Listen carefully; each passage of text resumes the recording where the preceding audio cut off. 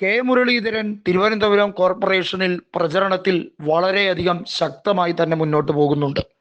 ഒരുപക്ഷെ അദ്ദേഹം തിരുവനന്തപുരം കോർപ്പറേഷനുള്ളിലെ ഏതെങ്കിലും ഒരു മണ്ഡലത്തിൽ UDF സ്ഥാനാർത്ഥിയായി വരാനുള്ള എല്ലാ സാധ്യതകളും വീണ്ടും തെളിഞ്ഞു കാണുകയാണ്.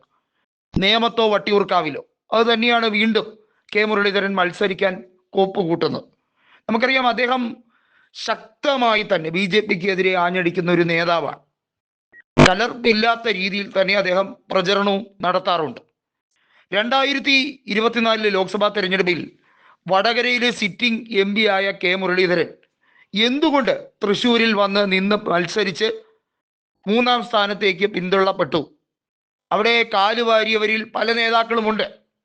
പക്ഷേ കെ മുരളീധരനെ പോലെ റിസ്ക് എടുക്കാൻ തയ്യാറായിട്ടുള്ള കോൺഗ്രസ് പ്രവർത്തകർ, കോൺഗ്രസ് നേതാക്കൾ ചുരുക്കമാണ് എന്ന് തന്നെ പറയേണ്ടി വരും. നേമത്ത് BJPയുടെ അക്കൗണ്ട് പൂട്ടിച്ചത് വാസ്തവത്തിൽ V ശിവൻകുട്ടിയല്ല, കെ മുരളീധരനാണ്. കെ മുരളീധരൻ പിടിച്ചെടുത്ത 35,000-ഓളം വോട്ടുകളാണ് വാസ്തവത്തിൽ BJPയുടെ സാധ്യതകളെ ഇല്ലാതാക്കിയത്. ഇത്തവണ രാജീവ് ചന്ദ്രശേഖരൻ നേമത്ത് മത്സരിക്കുമെന്ന് ഉറപ്പിച്ച് പറഞ്ഞുകൊണ്ട് അദ്ദേഹം പറയുകയാണ്, എനിക്ക് തിരുവനന്തപുരം ലോക്സഭാ മണ്ഡലത്തിൽ 22,200-ഓളം വോട്ടിൻ്റെ മൃഗീയ ഭൂരിപക്ഷം കിട്ടിയ ഒരു കോൺസ്റ്റിറ്റ്യുവൻസിയിൽ, ഒരു അസംബ്ലി സെഗ്മെന്റിൽ മത്സരിക്കാനാണ് എനിക്ക് ഏറ്റവും ഇഷ്ടം എന്ന് രാജീവ് ചന്ദ്രശേഖർ പറഞ്ഞു കഴിഞ്ഞിരിക്കുന്നു. കെ മുരളീധരനെ സംബന്ധിച്ചിടത്തോളം വട്ടിയൂർക്കാവിൽ മത്സരിക്കാനല്ല അദ്ദേഹം താല്പര്യപ്പെടുന്നത്, നേമത്ത് മത്സരിക്കാനാണ്. നേമം എന്നത് ഒരു ബാലുകേറ മലയാണ്. UDFനെ സംബന്ധിച്ചിടത്തോളം ഒരിക്കലും പ്രതീക്ഷിക്ക വകയുള്ള സ്ഥലമല്ല എന്ന് പറയുന്നിടത്ത് കെ മുരളീധരൻ പറയുന്നു, കഴിഞ്ഞ തവണ മത്സരിച്ച് തോറ്റു, 35,000-ഓളം വോട്ട് പിടിച്ചു, ശരി തന്നെയാണ്, പക്ഷേ ഇക്കുറി ഞാൻ മത്സരിക്കും. അത് ജയിക്കാൻ വേണ്ടിയാണ്, അല്ല തോൽക്കാൻ വേണ്ടിയാണ് എന്നൊരു അഭിപ്രായമല്ല, മത്സരിച്ചിരിക്കും എന്ന് ഉറപ്പിക്കാൻ പലവിധ കാരണങ്ങളുണ്ട്. അസംബ്ലി സെഗ്മെന്റ് കണക്കുകൾ നോക്കുമ്പോൾ BJPയുടെ ലോക്സഭയിലെ മുന്നേറ്റമൊന്നും അത് നിയമസഭയിൽ വലിയ സഹായമായി മാറുന്നില്ല എന്നുള്ളതാണ്. രാജഗോപാലിൻ്റെ 2016 ഒരു വിജയം അത് ഒഴിച്ചു നിർത്തിയാൽ പിന്നെ അങ്ങോട്ട് BJPക്ക് പ്രതീക്ഷയ്ക്ക് വകയില്ല എന്ന സാഹചര്യമാണ്.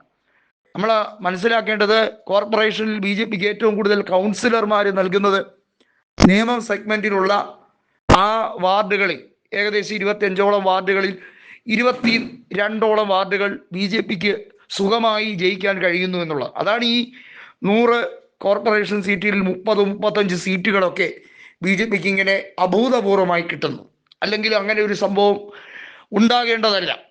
പക്ഷേ ഇക്കുറി കെ മുരളീധരൻ പറയുന്നത് നഗരഹൃദയങ്ങളിൽ, നഗരഹൃദയം എന്ന് പറയുന്നത് വട്ടിയൂർക്കാവ്, നേമം, തിരുവനന്തപുരം സെൻട്രലാണ്. കഴക്കൂട്ടം ശരിക്കും പറഞ്ഞാൽ അതിൽ ഗ്രാമീണ മേഖല ഉൾപ്പെടുന്ന സ്ഥലങ്ങൾ പലതുമുണ്ട്. കഴക്കൂട്ടം സെഗ്മെന്റിനകത്ത് വരുന്നതാണ് പൗടിക്കോണം വാർഡ്, ചെല്ലമംഗലം വാർഡ്, അതുപോലെ തന്നെ കാട്ടായിക്കോണം വാർഡ്, ചേങ്കോട്ടുകോണം വാർഡ്. ഇതെല്ലാം ചെറുവയ്ക്കൽ ഉൾപ്പെടെ പല വാർഡുകളും ഒരു സെമി അർബനാണ്. പ്യുവർ അർബനായിട്ടുള്ള സിറ്റി മേഖലകൾ എന്ന് പറയുന്നത് തിരുവനന്തപുരം സെൻട്രൽ, അതുപോലെ തന്നെ നേമം, വട്ടിയൂർക്കാവ് എന്നീ ഈ 3 അസംബ്ലി സെഗ്മെന്റുകളിലെ മണ്ഡലങ്ങളാണ്. അതിൽ നേമം എന്ന് പറയുന്നത് തിരുവനന്തപുരം വിട്ട് ഏകദേശം നെയ്യാറ്റിൻകരയിലോട്ട് പോകുന്ന ആ ഒരു റൂട്ടിൽ വരുന്ന സെഗ്മെന്റുകളാണ്. അവിടെ വരുന്ന സീറ്റുകൾ പ്രധാനമായും എങ്ങോട്ടേക്ക്, ആ ഒരു രീതിയിലേക്കാണ് കെ മുരളീധരൻ പറയുന്നത് ഇത്തവണ UDFന് മികച്ച മുന്നേറ്റം ഉണ്ടാക്കാൻ കഴിയുമെന്നത്.